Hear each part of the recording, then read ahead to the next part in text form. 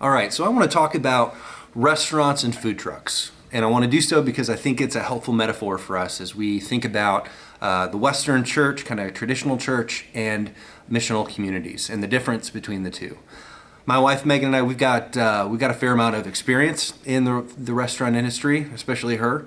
We both were servers, then we were bartenders. She went on to management, then she helped open and manage a restaurant, and then her last job was actually helping other people start restaurants.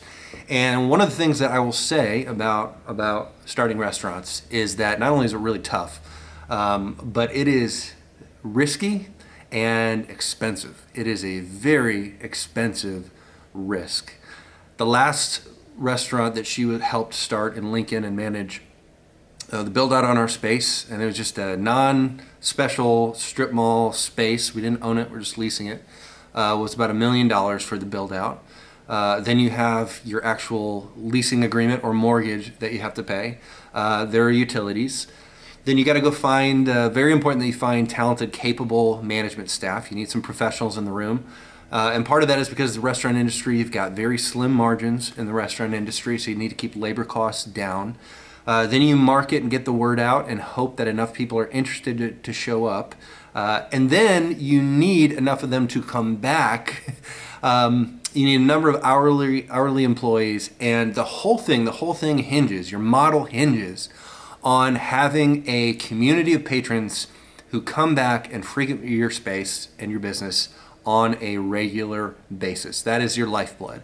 And if you don't do all of those things well, you're going to be out of business really soon. And when you do them well, still oftentimes the restaurant doesn't make it, especially if it's a new concept. So this particular restaurant, it lasted for about 5 years, had to close the doors after 5 years, which led to actually a couple bankruptcies with ownership. So all that to say, it's risky business, it's expensive business, and it's tough to pull off.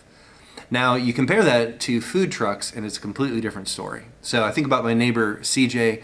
CJ has a food truck called CJ's Tacos. And CJ's story started just a couple years ago. His story did not start with taking out a huge business loan. It did not start with going out and looking for investors or professionals or staff. His story started with him taking about $400 and going and spending it at Walmart or Sam's Club on some electrical cords, extension cords, some hot plates, some food ingredients, and a couple crock pots. He had come up with a couple recipes for tacos that he really liked, and took all that to the county fair and set up a folding table with 500 business cards, and all weekend long his job was slinging tacos and handing out those business cards to anybody who would take it. And one of the people who had his tacos, liked his tacos, approached him and said, "Hey, would you be interested in doing a food truck together?" And they were off and running. So that was a couple years ago, and now you fast forward a couple years, and the rest is history. If you had CJ's Tacos, they're very good. I think they're one of the best food trucks in the city, but I'm a little bit biased. They are constantly busy. Their truck is constantly pulling out of the neighborhood. I was with him this weekend, and he said that they have to turn away so much business and invitations to bring the food truck every week that here next month they're actually purchasing a second food truck and getting that outfitted to head out because there's so many people who want it and they can't be everywhere at once. So all that to say, very, very different. Different stories, different model. CJ's Tacos, you'll see them all over the city, right? And I love this because it's a beautiful metaphor for the difference between brick and mortar churches and traditional Sunday-centric, building-centric churches and missional communities. And in fact, a brick and mortar church is not all that different than a brick and mortar restaurant. Their product is different, of course, but you think about it, it's very expensive. Buildings are expensive. Leases and mortgages, they are expensive. Typically, you need to hire professionals, right, to manage and dole out the religious goods and services. And you are completely dependent on having a local community of patrons who come to your space, which means they have to live relatively close, come to your space, enjoy your goods and services, and enjoy them enough to help pay for them and to keep coming back and to keep doing that. right? And you're very limited in who you can reach because for most people, you think about a good restaurant, most of the time you're not going to go very often to a great restaurant that's more than 20 minutes away. Like that's a haul. You might go there sometime, but you're not going to go there often, right? You compare this though to say a missional community, right? In a missional community, you are not bound by brick and mortar. You don't have to pay for brick and mortar. You don't need any professionals in a missional community. In a missional community, you don't have like 1% of really talented stage people that are on the stage using their gifts while the rest kind of passively consume and sit there. In a missional community, everybody gets to play. Everybody brings their person and their giftedness into helping create what a missional community is and what a missional community does. Missional communities can be as innovative as you can imagine. If you can dream it up and imagine it, you can do it, right? You want to start a missional community to parents of Little Leaguers in Hardin Valley? You can do that. Right, you want to start a missional community to Latino families that gather in the park and play soccer on Sunday morning and Sunday afternoons. Like you can do that. You know, like you want to start a missional community to mustache wearing hipsters on 4th and Gill. You can do that. I mean, literally, if you can dream it up, or if you have a burden for a people or a location, a missional community can go there and do that and inhabit the gospel and participate in the kingdom and bring the good news into any space, in any culture.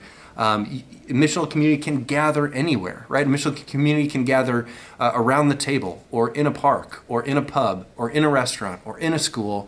It literally can go anywhere and be as innovative as God's people and as diverse as God's people are on this planet. So I love that metaphor as we think about, you know, if you've never been a part of one or maybe you're in the process of starting one, of what we get to set out and create and do together.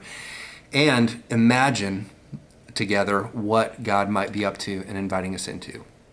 But all that to say, even though we love this model and believe that it's a better model than most, more helpful perhaps and more possibilities, I feel like we have to say this as well. At the end of the day, it's still just a model, right?